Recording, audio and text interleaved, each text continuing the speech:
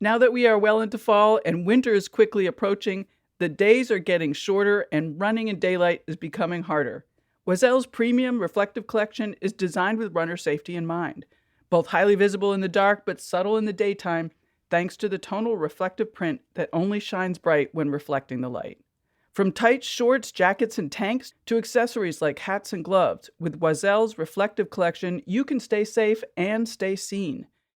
It is dark here in Cleveland where I've been running, so I just love Oisel's reflective collection. I'm a big fan of the firecracker tights. The bird pattern is so cute, and they look all over sparkly at night. To check out the firecracker tights and the rest of the reflective collection, go to oisel.com/collection/reflective, or even easier, click the banner link at the top of the Hear Her Sports website at hearhersports.com. Before we start, I'd like to take a moment to recognize the killing of George Floyd on May 25, 2020, in Minneapolis, Minnesota, by police violence. The fight for equality is central to Hear Her Sports. We stand with the Black community and with every person who faces injustices and oppression because of the systematic racism in this country. We stand with those who are protesting the wrongful deaths of George Floyd, Ahmaud Arbery, Breonna Taylor, Tony McDade, and others. Hear Her Sports will continue to give voice to women in sports, and in the months ahead will deepen our commitment to be a space for stories about racism, sexism, and any other forms of social injustice. In the show notes of today's episode, there are links to resources for learning and helping. I'll also add links to some of the past episodes featuring Black women, including last episode with Faith Dismuke, whose young adult novel Sprint Dreams was just released this week and is now available on Amazon. Welcome to Hear Her Sports. I'm your host, Elizabeth Emery. On today's show, joining me is Marinel de Jesus, founder of Peak Explorations, a socially conscious trekking company. She is currently sort of stuck in Mongolia, which just extended its lockdown for another 30 days. She'll be there until July, if not longer, because there's rumor that the country doesn't plan to open the borders until a vaccine becomes available, which could be a really long time. Well, let's start. Today, joining me is Marinel de Jesus, and she is a lawyer, writer, a public speaker, and a world traveler. She has led tours, most often high-altitude mountain trekking tours, to over 35 countries. In 2016, she launched Peak Explorations and Brown Gal Trekker with the mission to create inclusion for local Indigenous women in the trekking tourism industry as guides and porters worldwide. Marinel's work has been published on HuffPost, Matador Network, Medium, Adventure Journal, WOMAG, Terra Incognita, Hike Like a Woman, and many others. And she just completed We Are Nomads, a true story of an all-woman migration in Altai, her first documentary film made in collaboration with local Kazakhs. I'm so excited to have Marinel on the podcast to talk about the new film, Women in Trekking Tourism Industry, and her vision of traveling in the future. Welcome, Marinel. Thank you so much. I'm excited to be here. Thanks for inviting me. Sure, of course. Well, let's start with where you are, because right this second, you're still in Mongolia. You're in the mountains where you filmed and edited We Are Nomads. Describe your situation. Yes, I'm in the western part of Mongolia, in the town called Ulgi. It's a gateway to the Altai Mountains, which is the prime destination for trekkers here in Mongolia. Basically, I'm surrounded by mountain peaks and blue skies, which Mongolia is known for. The landscape itself, feels like Death Valley in a lot of ways, but there's a town made up of 30,000 people. It's a sleepy town. I have cows outside my window, and Mm-hmm. it's actually more cows than dogs, to be honest. So it's quite interesting. They kind of come and look for trash and eat whatever they want. It's kind of fascinating. So I'm learning more about cows while I'm here. Because I'm not really, usually I don't see cows unless you go to the countryside. It's a beautiful region of Mongolia. Once you get outside of Ulgi, the countryside is majestic, and that's where we filmed the We Are Nomads documentary. So it's nice. I mean, it's quiet, it's peaceful. I think honestly, it's a perfect place to be during this time with the crisis. So it's not a bad deal on my end to be here. I mean, there's no issue with coronavirus here. As far as I know, Mongolia only has about, I think now it went up to 80 cases, but there are no deaths. They're mostly imported cases where Mongolians from outside the country want to come back to Mongolia, so they bring them back and then they come with coronavirus. So, but it's very contained, and so where I am really, it's kind of feels like I'm in the middle of nowhere, to be honest. And so Mm-hmm. this is the access point to the Altai Mountains, which is the prime trekking destination in Mongolia. And what's your daily life like? Like what are you eating and where are you shopping and things like that? Yeah, so I think my routine pretty much these days is just to go shop for food, to be honest. I mean, it's I do hike around a little bit, but I think you need to have a car to go further. So on a daily basis, I just, I basically have been taking care of myself a lot more now. I think because of the pandemic, I think everyone's kind of thinking about health these days. So I'm no exception. So I think this is a chance for me to kind of like, figure out my diet, kind of sort of sort out my meals. And, you can buy everything here pretty much. There are vegetables and fruits. And the only thing actually is they don't have fish because they eat a lot of meat here, like lamb, beef, sheep, and all other kinds, except pork. They're Muslim, mainly Muslim folks here. The Kazakhs are the Muslim people here in Mongolia. So the diet is a bit different from what I'm used to because I eat a lot of fish. So that's something that's shifted a lot. But my routine, really, to be honest, is I do a lot of writing and I've been busy with doing the filmmaking. So for the past 60 days, that's what I've been doing since I got here to Mongolia, which is really Mhm. nice. Are you I mean, I'm hesitant to use the word stuck, but are you stuck in Mongolia? I kind of use that word once in a while, but then I'm thinking I can't really use that word. It doesn't feel like I'm stuck, to be honest. I mean, I feel like people will probably like roll their eyes at me, like you're kind of like on vacation in a lot of ways. You can treat it as sort of a break from, but I'm a nomad, so my home really is not defined, and so to me, it's like where I am is home, and it's not like I can think about U.S. and say, oh yeah, I'm going back there. It's my home, which I used to think. So now my point of reference is really kind of screwed up, to be honest. It's more like wherever I am, I don't call it being stuck. It's where I need to be, and to be honest, it isn't a bad place to be in terms of the pandemic. It does feel like a break from, the routine because Mhm. it's a very slow paced kind of life. And in a lot of ways, a lot of people probably find it a bit boring, but to me, it's I take advantage of it because I get to do a lot of things that on the slower pace of things rather than always on the go. Right. We're gonna talk about trekking a little bit later, but are you able to get out and walk in the mountains and whatnot every day or regularly? Yeah, I mean, I've been meaning to do a lot more running around the area. There are mountains, but I think they're further out. There is a mountain area here I go to whenever I want to feel like taking a break and having a view of the city, but I don't have a car. And I think, honestly, if I had a car, I'd be out every day. So I was actually kind of thinking maybe I should rent a car, but it's a bit expensive to rent a car here because I think I'm the only foreigner. So far, since I've been here for almost 80 days in Mongolia, I haven't met another foreigner. This is the first. Wow. Yeah, it's a world record for me. I have never been outside US ever in my life for 80 days. I have not seen a single foreigner besides me. Everyone is That's local. amazing. Yeah, and so I think everyone's looking at me. There's a lot of different viewpoints of me being here, because for one, they're fascinated, I think, how I managed to come here with the coronavirus. And then they're also kind of weary because I'm a foreigner. So it's, the things have changed in the tourism industry. There's now a stigma and a little bit about, being a foreigner. But, it's been an experience though, being here and being stuck and redefining my identity as an expat or a tourist. One thing that you did mention that I think is super interesting is, like, with the pandemic and, sort of increased interest in health, what is the word health actually gonna mean? Since you mentioned it, what have your thoughts been? Well, my thought really, to me, honestly, is diet. Because Mhm. when you travel, it's hard sometimes to have good diet because you eat whatever and you're tired and you want coffee more than anything, which is not really good.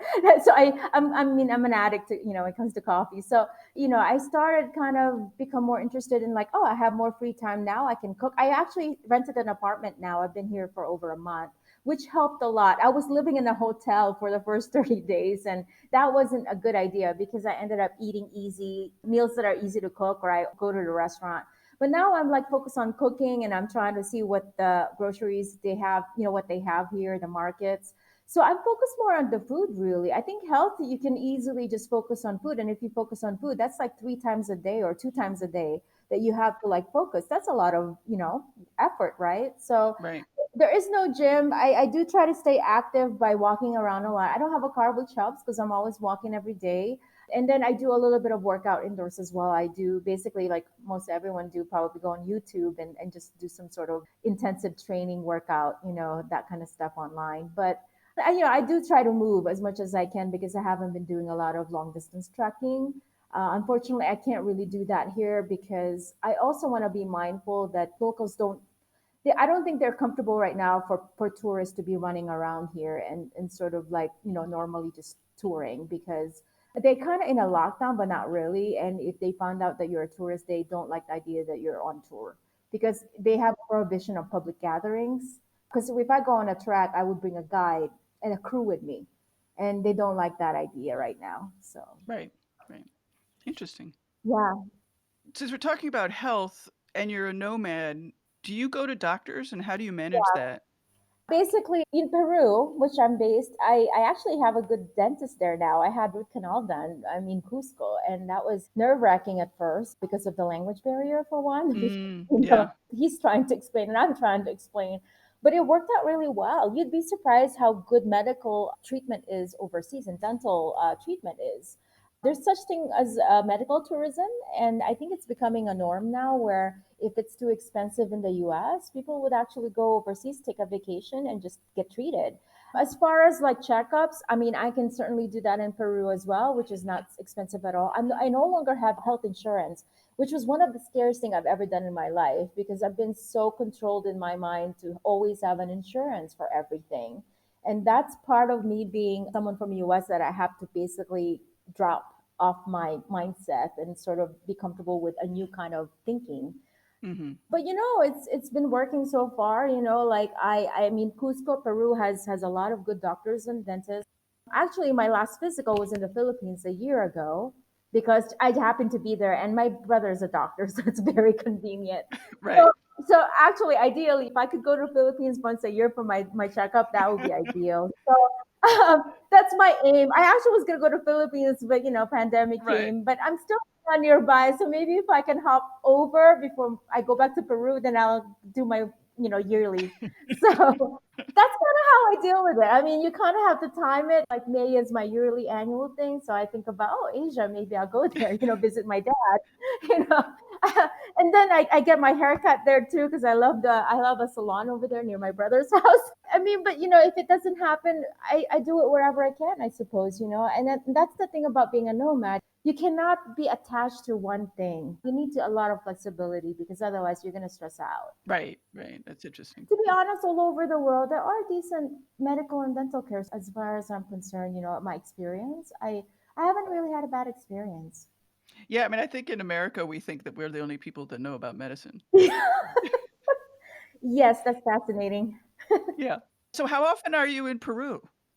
I actually was based there. Well, I'm still am. I moved my everything. I basically got rid of everything, my house, my car, my possessions, my career back in Washington, D.C. I started it slowly. And then eventually in February 2019 was officially my move to Peru because I got an apartment there. And I moved my two cats. My 15-year-old cats moved to Peru.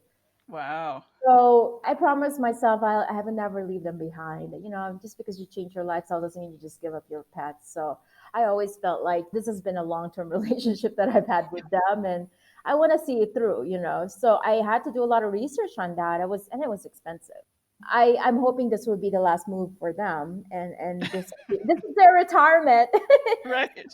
I will never travel with them again. They're 15, so cats that are old, they don't really. That's just too much for them. Right. We're actually in Peru right now, which is the only downside for me. I miss them a lot.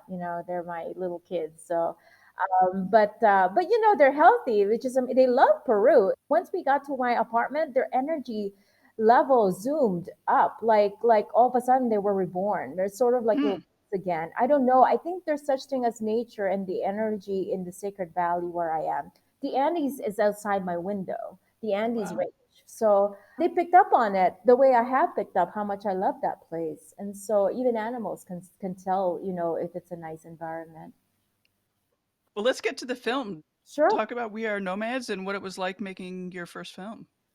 Well, actually, it's kind of like unplanned. I mean, I was already doing some shooting for KM82 in Peru, which is a very controversial more investigative journalism, and I hired a director to do it with me. So I wasn't doing a lot more hands-on filming. I'm more writing, and I'm more sort of, semi-directed, but not really because I don't have much experience with it.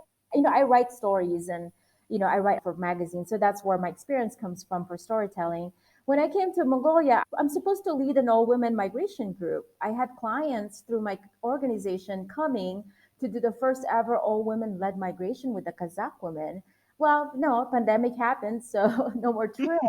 So I got stuck. By the time I figured out all the logistics for my business, and like what we were going to do with that trip with my clients, the borders shut down. And I'm like, oh my God. So I'm here, and what am I going to do? Like my plan was to do this migration and go back to Peru. The women, I met them before. I met them actually once I arrived in Ulgi. They were very nice. They were so excited about the migration. And I felt like I'm going to disappoint them if at least we don't give it a shot and go, even if it's just me. And so I decided, what the heck, I'm just going to go. But then I also thought I would have loved to film it, because my goal in the beginning was to actually just bring someone to do some videos, but not really do a full documentary. But I learned a lot more about the culture and the women. I learned something fascinating about the nomadic woman here that not a lot of people know. And so I decided, you know what, I think this is a really awesome story that needs to be told. And I realized the only best way to do this is to do a documentary because it's such a beautiful story and a beautiful background about their history. So that's Mhm. how it came to be. But the problem was, I'm in Ogi, I don't have any equipment. I'm not an experienced filmmaker, so I have to resort to local production team. That was an adventure in and of itself.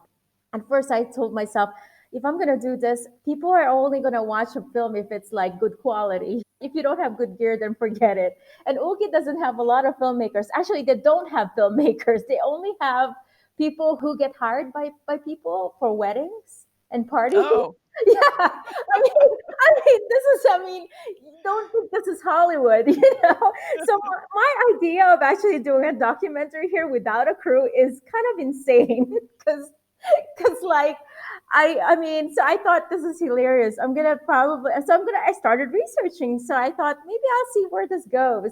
And all of a sudden, lo and behold, I found a guy who went to film school. He did some training with filming, but he does, because it's Ulki, no one really wants to do any kind of documentary. They do more like just, personal, stuff, right? Like family gatherings. mhm. So because everything kind of came together and it seemed like it was going to work, I went for it. And so we did filming. We did a number of days in the mountains filming, and it is an actual migration. We actually really did the actual migration. So it was amazing. Can you describe what exactly is the migration? Yeah, so the people here are, well, there are 3 million people in Mongolia. There's a different types of groups, ethnic groups. And where I am, I'm surrounded by basically majority of them are Kazakh people. And so they're nomads as well. They migrated from Kazakhstan, from that region, so a long time ago. So even to this day, they still do migration. Migration really comes in the form of animal herding. So here, the reason why they still do migration is because they need to make sure their animals eat. So from pasture to another pasture, because wintertime, it gets dried up in where they're living, so they have to go further lower where it's warmer and there's grass and food for the animals. So with animals, they usually have sheep, goats that they herd, cows, yaks, horses. And of course, they have their eagles because most of them are also eagle hunters. They do eagle hunting. So that's really the nature of migration in this part of the world, where it is for the purpose of feeding your animals, finding better land, better pasture for the animals. Otherwise, there's no reason to move. And the herding is really their main source of income and food. So even to this day, there are still 100% full time nomads living in the mountains of Mongolia. But of course, it's much lesser than before because of the Right. technology. As you can imagine, everyone has a lot of people have now moved to Ulgi to the towns because it's more convenient and easier life. In terms of actually being a nomad is such a hard life. It's very busy with animals. So I think coming to the city, it's actually much quieter and much slower and can be even boring for them. So Yeah, rural life is not easy. no, no, and that's one thing I really learned. I thought I was gonna go there and sit and do nothing. And the nomads are working all day. And I feel like, do I need to do anything? Can I help them? But I'm like, I'm not even qualified to hurt any of the animals. I might just get hurt or hurt the animals myself, So it's actually fascinating. I was talking to actually a friend of mine today, and I said, one of the women in the film, her name is Wanar, and I interviewed her, and she is one of the stories everyone's gonna learn about. And she's like in her 50s, and man, she like moves like she's only in her 20s. I mean, she's working from sunrise to sunset. She works all day, household chores as well as animal herding responsibilities and all other things outdoors that they do. Wow. Yeah. Well, what are your goals for the film? What's next? I want to just be able to distribute it widely as much as possible. With documentary, you don't really. I feel like all I want is to be able to share their stories because it's such an amazing story that they have that hasn't been told. And I feel honored to actually be able to share their stories, and they actually open up to me. I mean, this is part of me, sort of my brand and how I run my enterprise is that I do filmmaking because it's a way for me to create change in an industry. So the reason why I want to distribute it widely is because I want to educate people about the role of women in the adventure space. That our stories are not being told as much. It's missing. And even my own story is not normal. It's not common that you hear someone like me who owns a trekking company. And this space is very male dominated. So as you can imagine, it goes from the industry to media to storytelling to filmmaking. When I look at all those aspects that I went through the past year, it's hard being a woman in all these fields because there's an isolating feeling being a woman in where I am. And when I met the women nomads, I felt so liberated. Like I felt like I finally found somehow my place. They gave me that sense of place. When I did the KM82, I worked with a lot of porters in Inca Trail. And, there's like hundreds and hundreds of men and only maybe 10, 12 women, and it was overwhelmingly male dominated, and I actually experienced a lot of sexism from doing that film.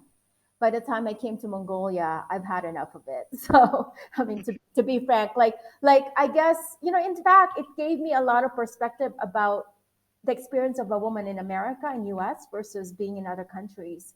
That how could I have just taken for granted how much more equality we have as women in US versus some countries. And I actually experienced that firsthand, Right. culturally, even that it's acceptable in Peru for a man to put you down and embarrass you in front of everyone. That's okay. Mm. So, yeah. How would you like to see diversity improve in the outdoor industry, in trekking or any other areas that you've experienced?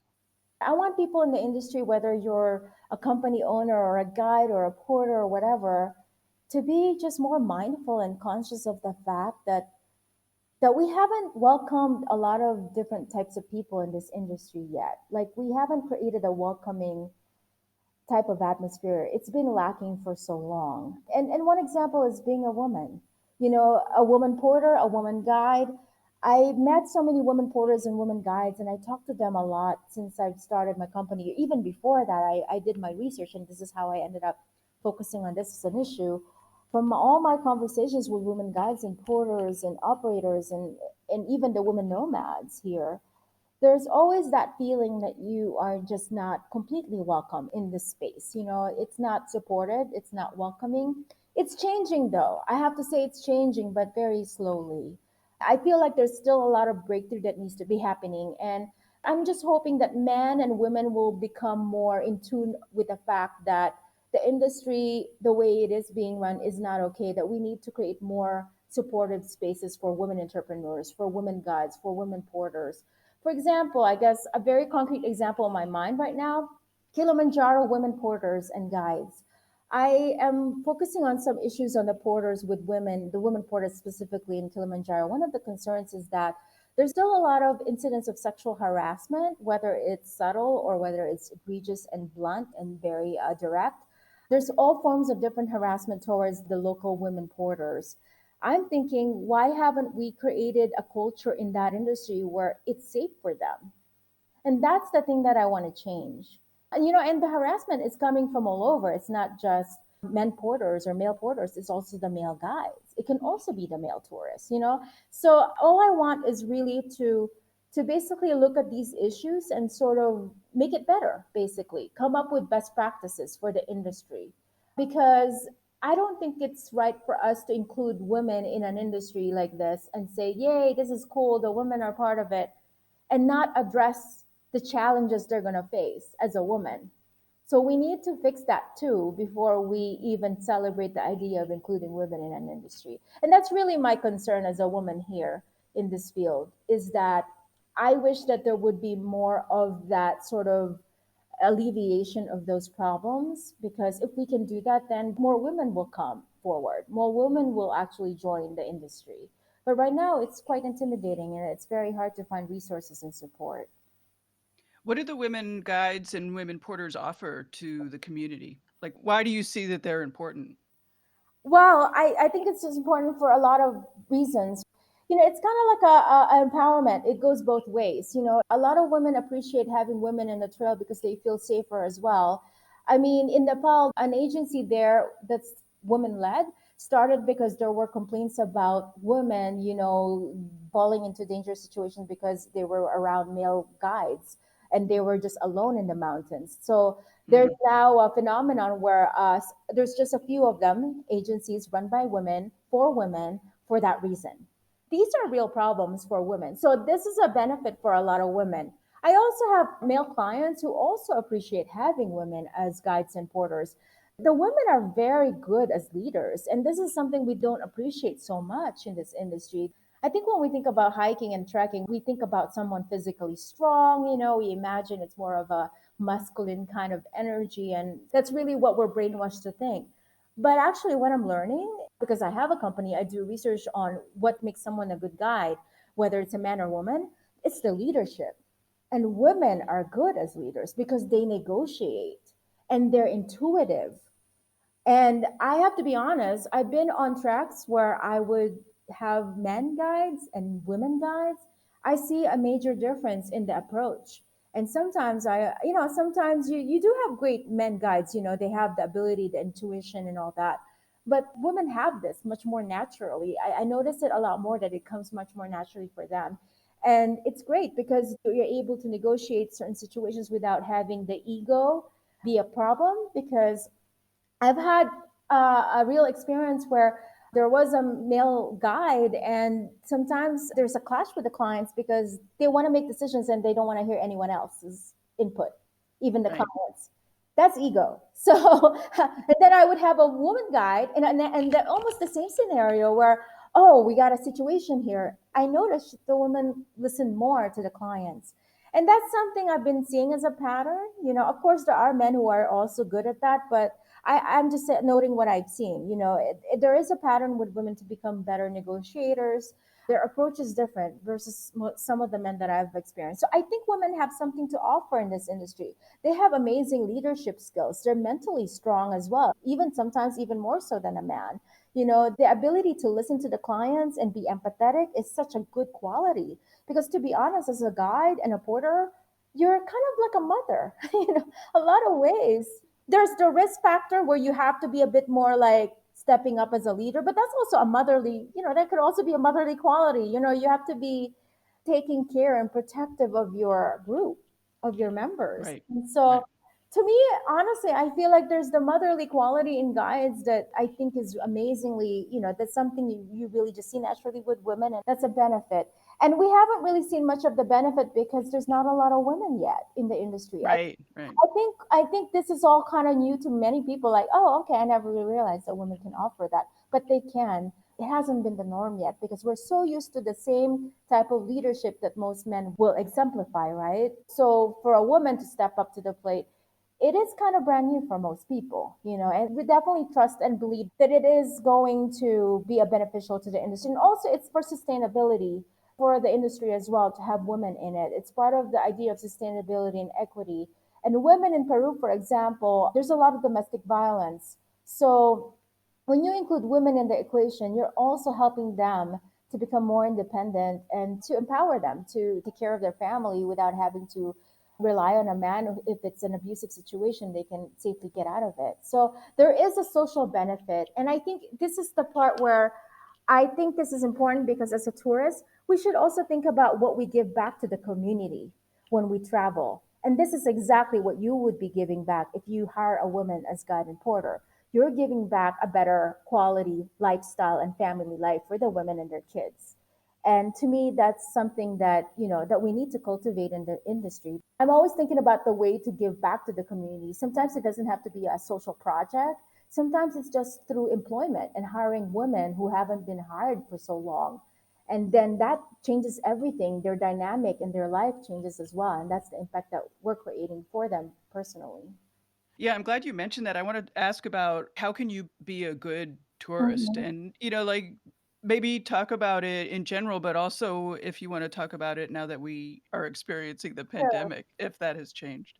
Yeah, I think it's an amazing, interesting time for tourism industry. I've been trying to sit down after the film is done, that I wanted to sit down and reflect on the tourism industry and how it's going to change the way we travel as tourists. I mean, I have to confess, I don't think I've been a very good tourist in my younger years, and I think a lot of the lessons I'm going to share with everyone, they're coming from my background of being pretty much not a very mindful tourist, of, in terms of just being responsible and ethical. I think one thing that tourists need to know is that, everything starts with whoever you contract with in terms of the service.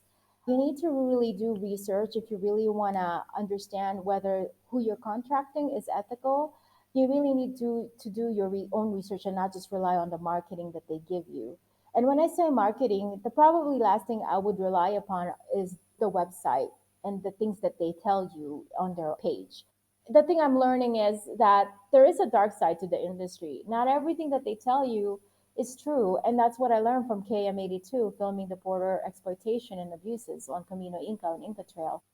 I think one of the challenges is that tourists don't have information handy and they have to do research, and that takes a lot of time, and everyone's busy. So I think one solution really is that we have to make sure that the information is easy to get.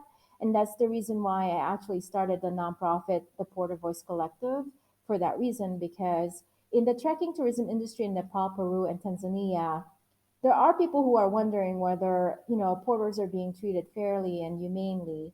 And people have a hunch that there may be, certain things that we don't know about the industry. And so that website is for the purpose of educating tourists so they know what to look for, what questions to ask companies, and how to be better in terms of their research and understanding how to help the porters in terms of changing the industry.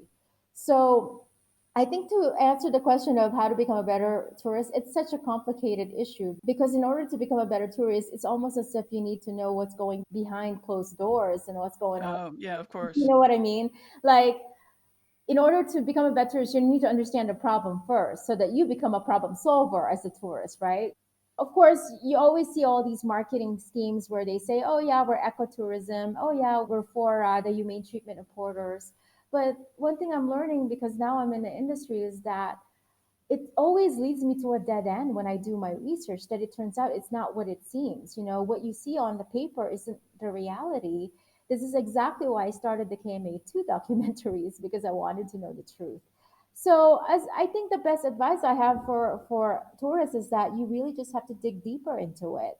And the Hmm. deeper you get, the worse you might find yourself, like the information you get, but you're going to find the truth. And if you find the truth, then you're going to figure out the solution. As to other aspects of the tourism industry, there's a lot more to be sort of unraveled. I think this is one of the last frontier when it comes to just it's a big industry. There's a lot of money, and I feel like the industry still runs as if we're back in, decades ago. Like, it's kind of outdated the way their business models are. It's What do for you mean? for example, like, a lot of the way it's run, I mean, I guess the best way I can describe it is the notion of decolonizing the industry. To me, that comes into mind a lot, because Hmm. I feel like it's kind of like the last frontier, where there's still a level of colonialism attached to the trekking industry and the tourism industry overall. It's still based on the paradigm of a foreigner or an entity overseas who's got privilege and got the wealth that come over to a country in Africa or Asia. and they hire people locally, but they're not fairly paid. It gets to a level of exploitation. So the power and dynamics, there's so much imbalance in it where you're not really giving back to the local people. You're just using them for your own self interest. It's not an equal partnership. I think that's what it Hmm. is. You know what I mean? So this is a very outdated colonial mentality where it's almost like, you know how back in times where people mine gold, they go out and travel to find gold and minerals, and they look for spices. It feels that way to me sometimes being in this industry. It's like I find out, oh, the tourism is starting to boom here, and you find out who's involved and who's got the power and the leverage and which company has the most profit. You realize it's a company coming from Australia or Europe or UK, and they have a monopoly. Hmm. So it's changing a little bit more, but for local people, it's hard for them to compete with that kind of scenario. I think it goes to the question of how do we change this industry so that it serves the local people more than it serves foreign people who are running the business. Right. What are you doing with your own company? Because I know that your company, Peak Exploration, is mission driven, it Yes, seems. it is. It is. Yeah, so that's the thing. I'm always sort of reinventing some of the things that I do with my company depending on what I find, because when I first started in 2016, it was part-time, and I became full-time in 2017, and I had more time to research. The more research I do, the more my model changes in terms of my business.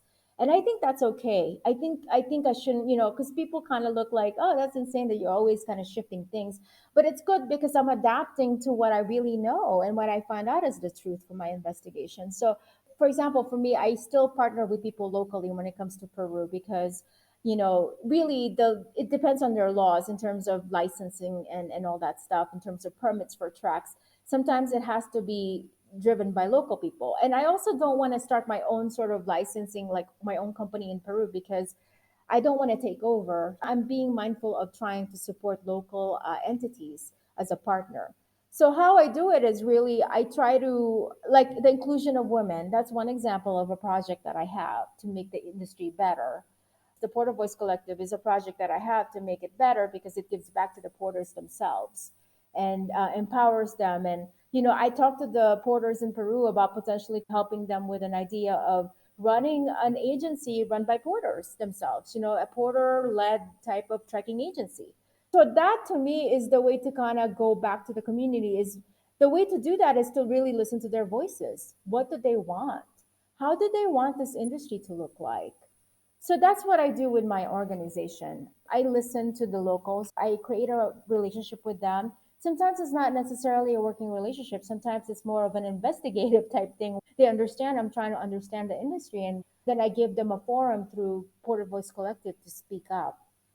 But one thing I'm learning is the big companies become out of touch because they don't go over to the country to do research.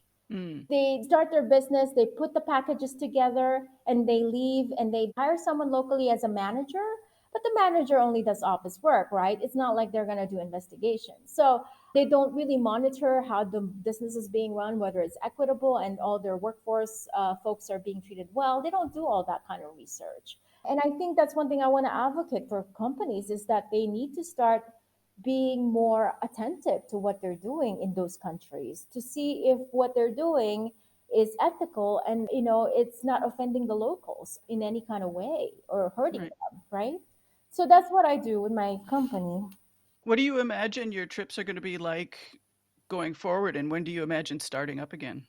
I think that I mean that's a good question. I was at first thinking, oh yeah, it's gonna just maybe it's gonna just take a few months, but I think it's gonna take a while for the industry to come back to normal. So I think people may have a mind shift about the whole industry as well. I'm hoping that they'll be more mindful of like what they do in terms of travel. Like maybe they'd be more responsible and more conscious of their impact on the environment and the people.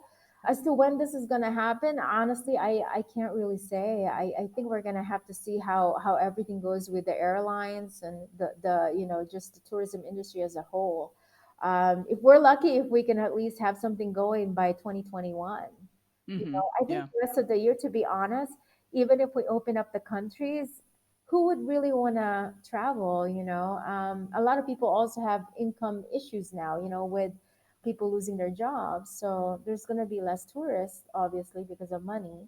Um, Right. so to be honest with you, my sort of expectation is that 2020 is just going to be a kind of like an exception to the norm, and we're gonna just it's not a non-tourist tourism kind of year, Yeah, I'm even gonna be shocked if one or two people sign up for trips this year. To be honest, the pandemic, I don't, we don't know much about it yet. That's the other problem, right? Right. Right. Why trekking? Why were you interested in starting a trekking company? It really came from just me loving it. I started maybe discovering it when I first started becoming a lawyer in BC when I started practicing. And I found it to be the most effective way to heal over anything, actually, like grief or loss. At a point that I discovered it, I actually went through sort of a sort of a depression. Well, I've had depression when I was younger, when I was a teenager, and then it kind of went on and off, just like, like we know about depression. It just sometimes it fades, sometimes it comes back. So for me, for a long time, I actually had to do therapy, and I did child abuse and neglect kind of practice. So that was a very, very difficult practice to do. So that didn't really help as much in terms of my mental state. I realized I needed an outlet, and that's when I discovered hiking. And I think that was the only thing for me, to be honest, that really calmed my mind and finally gave me sort of, it felt like a natural healing mechanism. It's a natural healing method for any kind of mental state, mental issues that you have, and mental challenges that you have. And so since then, I just never stopped doing it. It became just part of my life. So I decided I wanted to do the trekking company because doing it means I'm always going to have trekking in my life. So Right. it's really sort of a personal motive. Like, it's really one of those cliche things that whatever you love to do, you want to turn it into a job. And I did exactly that. I didn't know how I was going to pull it off in the beginning. But when you love something so much, you just go for it. You actually try to believe, or, fake it till you make it, believe that it's going to work out. And it did, Right. Right. So that's all I banked on. I invested on the idea that I'm going to pretend in my head, I'll tell myself, I'll figure out how I'm going to make it work, but I am going to just trek. That's all I want to do. And I'm going to do a trekking company. And you're a real lover of solo travel and you recommend it to others a lot. I do, but I do want to have a caveat that, solo traveling also is not for everyone. I also recognize that. But for those who are curious, I would definitely recommend it because the best solo travel I did was for 1 year, and it was the longest when I was, well, I guess now I'm doing it full time, but before this nomad life, I went away for 1 year from my job as a, sort of a sabbatical break, and it changed my life completely. I think it just gave a lot of clarity, and all the questions I had about my life, I found answers just by being by myself. And traveling solo facilitated that atmosphere to get clarity for me. So I Mhm. recommend it because it gave me a lot of benefits, and if it added a lot to my life, then I would at least tell people, give it a shot. If you hate it, then don't do it again. But if for some reason you're curious, I think it's a good way to sort of get to know yourself better. The traveling that we've been talking about so far is, at least I'm envisioning, you get on a plane and you go to this sort of, I mean, not necessarily exotic, but sort of far out place. And I mean, and I'm thinking again of the pandemic and changes we're going to see in the industry. Do you think there's a way to get whatever you get by trekking, by doing one of your kinds of trips, without making that gigantic leap on a plane and going to some foreign country and, dealing with a lot of the issues that we've been talking about? Yes, actually, I mean, US has a lot of beautiful hiking trails. I haven't even explored fully the entire country. So if I'm stuck in US, I would just go on a car and just drive and do hiking there. I honestly believe that, and I think this is coming from my nomad viewpoint and being a nomad for a few years now, is that every country has something to offer. And don't get me wrong, like I think people probably think, oh my God, Marinel's just in an exotic place. Oh, it's so boring in US.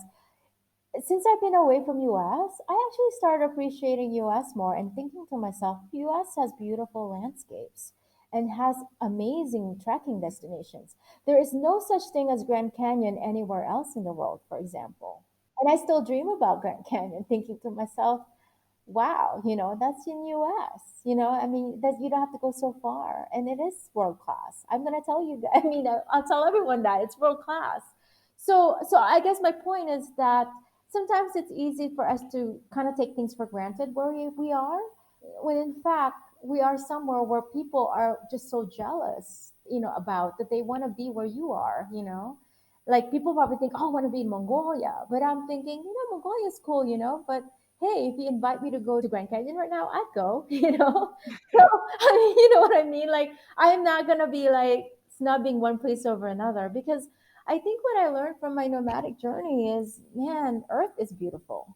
And it could be anywhere in the world, to be honest. So I think you should definitely research your own backyard, your own country. Unless you've done everything in US, then okay, then maybe that's a different conversation. Right? But if you haven't, you're not missing out. You should explore the US. You should. So yeah, so yes, definitely. The answer is yes. Definitely you can do whatever I do in US, wherever you are, in any other country. There's always something beautiful to appreciate, to be honest. Well, let's get back to the mountains. And could you describe what it's like to be on one of your trips? Like what is it like to be out there on your own for 2 weeks of walking around? Well, I mean, the treks that I have for people usually is small groups. I mean, that's one thing I hardly do big groups. Sometimes I make exceptions. The last trip I had was Patagonia. We did the full circuit in January in Chile before the pandemic blew up. It was basically a group of backpackers. That's a more advanced level because people had to have experience backpacking before they join. It varies a lot from my organization. If you want to do Peru, you can do Inca Trail. You can do an easier track, which is only 2, 3 days. There's also a longer term track, which is Waiwash Trek, which is high altitude, and that's harder. Africa, of course, which is Kilimanjaro, would be very difficult. You see, it's more advanced. So it varies a lot, but it is really an adventure, and it pretty much disconnects you from your reality. And it's a vacation adventure type thing. It's not just a vacation where you're relaxing, you're actually working your body, which is a good thing because you're being active and it's healthy for you. So that's really in a nutshell how those trips are. And in my own time I do the same thing, to be honest. I mean, when I did the migration, it was hiking, just without the group and more local people. I do a lot of solo trekking as well. I did the John Muir Trail in 2018 for 24 days solo. I was gonna do a little bit more solo traveling in Nepal, this year, but because of the pandemic, I can't do it. For someone who's never done a solo trek like your John Muir Trail, like what happens to your thought process or like what happens during that time? Oh, it changes a lot. I think the thought process turns into silence a lot of the days that I was on the trail, and that's beautiful. Like before that, my brain was running like crazy. Your regular life, typically you're thinking about what you're going to do that day, and you're thinking about what you're going to do tomorrow and your plans. Once you're on the trail, when I did JMT, I knew exactly where I needed to be by the end of the day. Everything I needed was on my pack. So I didn't have to think much about anything like planning. And to be honest with you, the best days are the ones where I totally, completely just submit to silence and thinking nothing. It's meditation. So that's the transformation that I notice when you're solo and you're doing trekking. It does have a lot of that effect on me personally. And I think most people will agree if they've done solo trekking that it comes to a point when you're alone on a trail and for a long period of time that you just all of a sudden, don't think nothing. You don't think anything, but you just kind of just listen to the birds and listen to the surroundings, and that's all you have in your mind. And it's beautiful. It's a very relaxing experience to be had. So I think I recommend it if people would want to do some solo hiking. And how many hours were you hiking and then what would happen when you stopped? I mean, it depends on people how they want to do it. But for me, I did it for 23 days. I started from Whitney all the way to Yosemite, and it's 220 something miles. And I think for me in the beginning, I averaged like a bit shorter mileage because it was the beginning phase and a lot of passes. So in the beginning, I was maybe averaging six hours of biking, and then towards the end, because I was more used to it, I started doing more 8, 9, 10, even 10, even Wow, 11. yeah. I think there was a long day too where I worked for 11, 12 hours outside because I was already used to it, right? So Sure, sure. the best thing is just you listen to your body. Your body will tell you when it's had enough, and sometimes it would just tell you keep going. I just like walking, just keep going. So yeah. Great. Well, we're wrapping things up, but beforehand, as a short bonus for young listeners, do you have any thoughts or advice for them? A lot of people kind of wonder about my lifestyle being a nomad and how I got here. And I always just tell people that it all starts with your own voice, your inner voice. How I got here was just listening to myself, to be honest. Like to listen to you, what you want, your desires. And a lot of people, when I was younger, I always consulted with everyone. I was the type of person who wanted opinion from everybody and did investigation and did research. And then I think I realized the only way I really got here to this lifestyle was because I finally listened to what I wanted. And one day I just asked myself the question, not ask questions of others, but question myself. And that's when I really found out the honest truth of what I really want in life. Like, for example, I asked my question if I wanted to get married or want to have kids. Once I asked those questions, it took me to the truth of my own truth of what my life should look like. So I would advise people to take a break from the external factors and the external environment as much as you can, if you can. And if you're worried about what path you want to take in life, just sit down and ask yourself that question. And that's really what I would like people to kind of take on as an advice because a lot of the questions we have in our lives and the problems that we're trying to solve, most of the time we already have the answers. We just need to sit down and listen to them. I think that's great. And it's not easy. It isn't. It is. It's kind of a discipline almost because we're trained from as kids to always ask for help to look to follow what everyone is doing, right? Like sort of a model, like oh okay, if he does it, then I should do it that way. But we are afraid sometimes to go inside ourselves. It can be scary. I mean, it is scary actually because I think the reason why it's because it's the truth. The truth is inside of us. It's not outside. It's actually within us. So, but Right. I think it's worth it. Yeah. So, Yeah. yeah. Well, wonderful. Thanks so much. Thank you so much for, giving me a chance to share and let people know about the trekking industry. So, yeah. Terrific. Yeah. Yep. Have a good one. Bye Take care. bye. Bye bye. Yeah. And that's it for this week's show. Thanks for listening. Sign up for our newsletter at hearhersports.com. Follow us on Instagram, Twitter, and Facebook at Hear Her Sports. Our design is by Agnes Studio and music by the band Goldmines. Stay healthy and safe. Till next time, bye-bye.